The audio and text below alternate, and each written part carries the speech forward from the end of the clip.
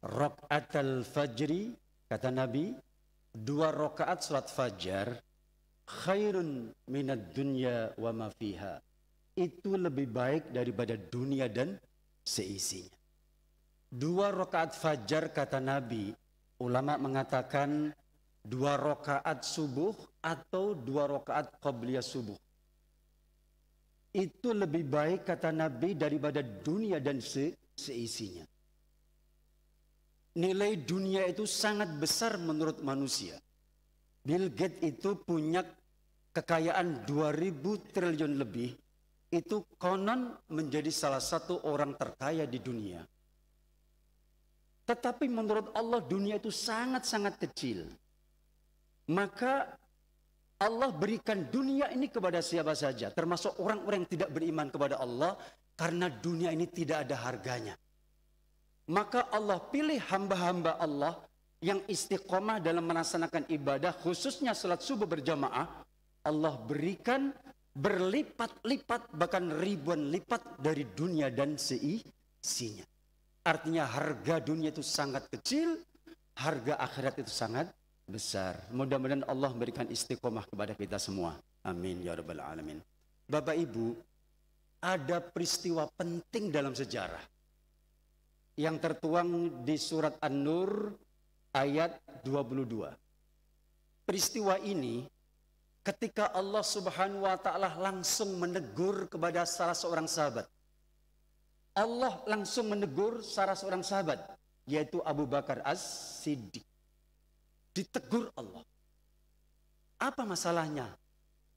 Masalahnya itu sebetulnya kalau menurut kita gak ada masalah, Pak. Bahkan itu wajar, apa yang dilakukan oleh sahabat Abu Bakar itu sangat-sangat wajar. Tapi bagi Allah tidak wajar kepada orang-orang yang Allah berikan fadilah keutamaan berupa iman, berupa takwa, berupa Islam.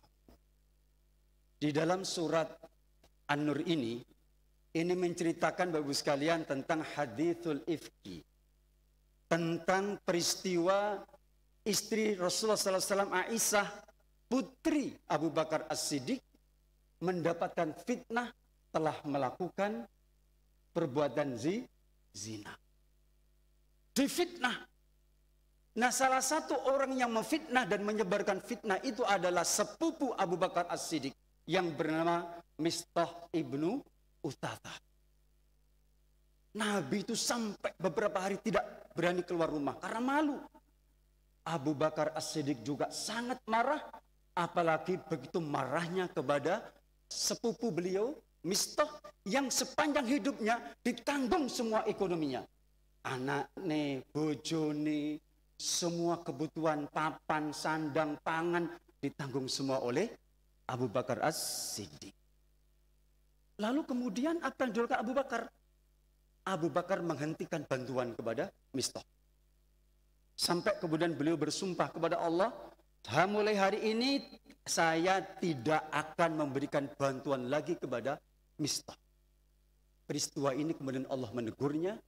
Kata Allah, wala ya'tali ulul fadli minkum. Lan ora pantas wala ya'tali minkum, di antara kamu sekalian, wasa'ati ulul fadli minkum wasa'ah. Bagi orang-orang yang sudah Allah berikan fadilah. Fadilah iman, fadilah takwa, fadilah ibadah, fadilah akhirat. Wasa'ati, dan ekonomi, kekayaan, rezeki yang banyak. Kata Allah, gak pantas sampean wahai Abu Bakar. Ayyutu ulil qurba, en yantah, menahan, untuk menahan bantuan ulil qurba kepada kerabat dekat. Mistah itu kerabat dekat. Wal masakin, dan orang miskin. Mistah orang miskin. Wal muhajirin fi sabilillah, dan orang yang ikut berhijrah di jalan Allah. Jadi Mistah itu salah satu sahabat yang ikut berhijrah. Kata Allah apa? Wal ya'fu, yang pertama, wal yasfahu. Hendaklah kamu memaafkan Mistah. Wal ya'fu, Bapak Ibu sekalian, Ya'fu itu memaafkan yang sudah tidak ada bekasnya sama sekali. Jadi kata afun dengan ghafara itu beda. Kalau afun itu Allah nyepuro dosa-dosa kita, file-filenya itu dihapus sama Allah. Jadi nanti kalau di akhirat Allah mengampuni kita dengan al-afunnya, maka Bapak-Ibu sekalian, file-file dosa-dosa kita akan dihapus oleh Allah Subhanahu wa taala. Allah tidak akan menampakkan dosa-dosa kita di Yaumul Mizan. Tetapi ghafara, Allah nyepuro dosa kulan panjenengan sedaya, tapi Allah tetap akan memutar video-video kehidupan kita mulai dari akil balik sampai kita wafat. Dipanggil dening Gusti Allah. Nah, afwan di sini wal ya'fu adalah kalimat di mana kita ini memaafkan dengan tanpa sedikit pun ada bekas. Ada bekas luka, sudah enggak ada. Mangkel wis gak ono. Sampai kemudian Allah menambahkan kalimat wal ya'fu wal yasfahu. Safaha itu Bapak sekalian, itu seperti kita punya kertas yang ditulisi dengan pulpen, lalu kemudian kita busuk sampai habis. Gak ada bekas sama sekali, itu namanya wal yasfahu. Allah meminta kepada Abu Bakar untuk tidak hanya memaafkan, tapi sampai hatimu harus bersih, tidak boleh ada bekas sedikit pun. Kemudian Allah menawarkan begini, ala tuhibbuna ayyafirallahu lakum. Apa sampean gak pengen aku nyepuro sampean? Apakah kamu tidak lebih cinta dengan pangapuroku di samping dengan kamu tetap mempertahankan, tidak memberi bantuan kepada Mistah. Akhirnya apa yang dilakukan oleh Abu Bakar As-Siddiq? Abu Bakar kemudian datang ke rumahnya Mistah, minta maaf kepada Mistah, lalu melipat gandakan bantuannya. Didua lipatkan, bahkan tiga lipatkan bantuan kepada Mistah. Bapak-Ibu sekalian, ini sikap karakter dasar orang beriman yang Allah sudah berikan ulul fadli minkum wassa'ah. Kita ini Allah berikan rezeki kok. Masya Allah, perumahan sini itu luar biasa. Di antara kita dulu mantan-mantan pejabat. Itu berarti Allah sudah memberikan wassa'ah. Berikan keluasan ekonomi. Maka gak pantas kalau kita bersikap seperti sikap Abu Bakar As-Siddiq, walaupun sikap itu sangat-sangat wajar. Tapi inilah Bapak-Ibu sekalian yang Allah katakan dalam Al-Quran, salah satu karakter orang beriman yang sangat mendasar adalah sifat ihsanul amal. Beramal secara ihsan. Apa amal ihsan itu? Beramal dengan memberikan amal lebih. Ada 3 konsep Bapak sekalian. Ada konsep zalim, adil, ihsan. Zalim itu apa? Zalim itu kalau kita target 100 tercapai di bawah 100.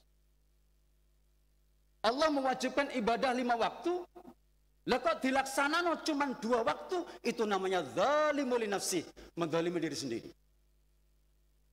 Itu berdosa. Kalau pekerjaan kita selesaikan, mestinya targetnya 1 bulan selesai, lah kok kita kerjakan 2 bulan, itu namanya zalimul li nafsi. Jam kerja kita masuk jam 7, pulang jam 3, lalu kemudian kita berangkat jam 8, pulang jam 12. Itu namanya zalimul li nafsi. Allah tidak menghendaki kita menjadi orang-orang yang zalim. Adil yang kedua, adil itu adalah target 100 tercapai 100. Ibadah 5 waktu kita lakukan, 5 waktu kewajiban kita lakukan, itu kita bersikap adil. Kita belanja Bapak Ibu belanja nang pasar, regane 100.000, dibayar 100.000, iku jenenge adil. Allah seneng karo wong sing adil. Tapi kata Allah, Allah jauh lebih suka dengan orang-orang yang ihsan yang ketiga. Apa ihsan itu? Target 100 tercapai di atas 100. Ibadah 5 waktu kita lakukan, ditambah sholat hajat, ditambah sholat malam, ditambah sholat duha, ditambah sholat qobliyah ba'diyah, ditambah membaca Al-Quran dan seterusnya. Itu namanya ihsan. Tuku iwak pindang nang pasar, regane 20.000, susuk 10.000 diweno karo wong sing dodolan. Itu namanya ihsan. Nah, sikap ihsan ini Allah sangat suka. Bapak Ibu sekalian, perhatikan coba salah satu di dalam surat Ali Imran ayat 133 sampai 135. Ini Masya Allah ayat ini Bapak Ibu sekalian. Allah menandai orang-orang bertakwa itu dengan sikap ihsan. Kalau pengertian takwa selama ini kan melaksanakan kewajiban, melaksanakan perintah Allah, menjauhi larangan Allah, itu benar. Tapi kata Allah, ada sifat dan karakter yang harus inherent di dalam diri kita. Apa itu?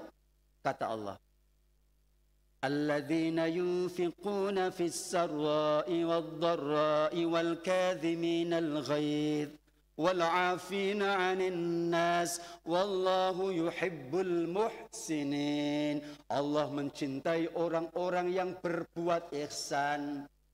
Wallahu lan Gusti Allah iku yuhibbul muhsinin, sangat mencintai muhsinin, orang-orang yang berbuat ihsan. Siapa itu kata Allah di awal ayat itu? Alladzina yunfiquna fis sarra'i wad-dharra, yaitu wong sing infak, sedekah, berkontribusi untuk agama ini fis sarra' wad-dharra, dalam setiap situasi. Duwe gak duwe sedekah. Sugih melarat sedekah.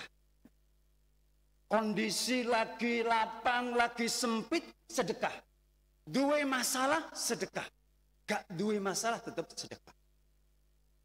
Nah, sedekah itu bisa dalam bentuk uang, dalam bentuk energi, atau dalam bentuk non materi. Kita berjuang di masjid dengan sungguh-sungguh dalam setiap situasi, ya kita termasuk orang-orang yang berbuat ihsan. Sebab kadang-kadang itu Pak, kalau kita lagi hidup kita senang, hidup kita bahagia, hidup kita lapang, sergap nama masjid, sergap bangun masjid, sergap ikut berjuang di masjid. Tapi kalau kita sudah gak punya ekonomi kita sudah mulai turun dan seterusnya, kadang-kadang kita malu, kemudian kita sedikit membuat jarak dari masjid. Kadang kita sedekah Bapak sekalian, menunggu kita punya uang. Padahal sedekah itu kalau kita nggak punya uang, berapapun uang kita walaupun sedikit, kita sedekahkan, kata Allah, itu nilainya sangat besar. Yunfiquna fis sarra'i wad-dharra. Sini nomor loro napa? Wal kadhiminal ghaidh. Dan orang yang bisa menahan amarah, saya ulangi lagi. Orang yang bisa menahan amarah ketika ia punya kesempatan dan alasan untuk membalas kemarahan. Pejabat disakiti, dia punya kesempatan. Pejabat dia bisa melakukan apa saja. Wong soge disakiti oleh wong melarat, dia punya kesempatan untuk membalas. Orang yang tidak berdosa didolimi oleh orang lain, dia punya kesempatan untuk membalas. Tapi kata Allah, wal kadhiminal ghaidh, orang yang bisa menahan amarah ketika ia punya alasan dan kesempatan untuk membalas kemarahan itu, maka Allah jadikan orang ini adalah orang istimewa. Kata Nabi apa? Man kadzama al-ghaidh.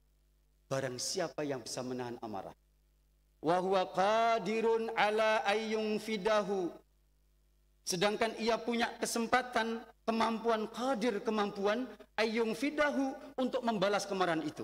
Punya alasan, benar. Dia benar, kayak Abu Bakar tadi benar. Tapi kemudian dia bisa menahan amarahnya. Kata Allah, kata Rasulullah, ta'ahullahu subhanahu wa ta'ala yaumal qiyamah. Maka Allah akan memanggil orang ini. Dipanggil, wahai hambaku yang istimewa, ta'al, datanglah kamu. Wahai Ustadz Hamid, datanglah kamu ke sini. Beliau itu guru saya. Wahai Pak Agus, datang ke sini. Wahai Pak Haji Selamat, datang ke sini. Ala ru'usil khalaiki, di depan makhluk Allah di dunia. Saya ulangi lagi. Di depan makhluk Allah di dunia yang jumlahnya miliaran, Allah memuji orang ini. Dipuji-puji. Lah kulan panjenengan sedaya dipanggil bupati wis seneng gak karu-karuan, dipanggil camat, dipanggil gubernur gak senenge gak karu-karuan. Apa meneh dipanggil presiden tuh gak senenge gak karu-karuan, seneng gak karu-karuan. Iki dipanggil Gusti Allah. Dieluk-elukan Gusti Allah. Masya Allah itu. Yang kedua nopo? Hatta yukhayyi, iku sing penting niki. Hatta yukhayyiruhu minal khurin ain masya'a. Sampai kemudian Allah Subhanahu wa taala meminta orang ini untuk memilih bidadari mana yang kamu kendaki. Saya ulangi Pak Bu, bidadari. Mas Dedi, bidadari. Bidadari mana yang kamu kendaki. Sing ibu-ibu tetap oleh jenenge bidodoro. Bapak bidadari, sing ibu-ibu bidodoro. Silakan mana yang kamu kendaki kata Allah. Masya Allah. Kemudian yang terakhir Bapak sekalian, wal afina 'anin nas, orang yang bisa menahan, yang bisa memaafkan kepada orang-orang yang ketika dia berbuat salah kepada kita dan kita minta maaf dahulu. Bapak Ibu sekalian, jadi seorang muslim dipilih oleh Allah ketika ia punya sifat ihsanul amal. Seorang muslim dimuliakan dening Allah Subhanahu wa taala ketika dia menguatkan ihsanul amal dalam diri kita. Tentu ini butuh proses belajar setahap demi setahap. Sedekah, berinfak di segala situasi, lalu kemudian menahan amarah, yang ketiga memaafkan, yang terakhir adalah walladzina idza fa'alu fahishatan aw zalamu anfusahum dzakarullaha fastaghfaru lidzunubihim. Orang-orang yang ketika dia berbuat salah, ketika ia berbuat dosa, sampai Allah menggunakan kalimat begini loh Pak, fahishatan. Fahisyat itu apa? Ulama-ulama mengatakan dalam tafsir Ibnu Katsir dikatakan orang berbuat dosa besar, berzina, itu salah satu perbuatan fahisyah. Tapi Allah wastaghfaru lidzunubihim. Kalau orang ini istighfar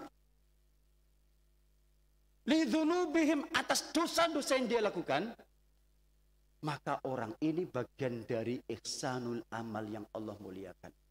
Orang yang Allah cintai bukan orang yang tidak pernah berbuat dosa, tapi orang yang pernah berbuat dosa lalu kemudian dia bertaubat kepada Allah Subhanahu wa taala. Mudah-mudahan Bapak sekalian Allah memberikan kemuliaan kepada kita dengan sifat ihsanul amal. Wallahul muwaffiq ila aqwamit thoriq. Wassalamualaikum warahmatullahi wabarakatuh.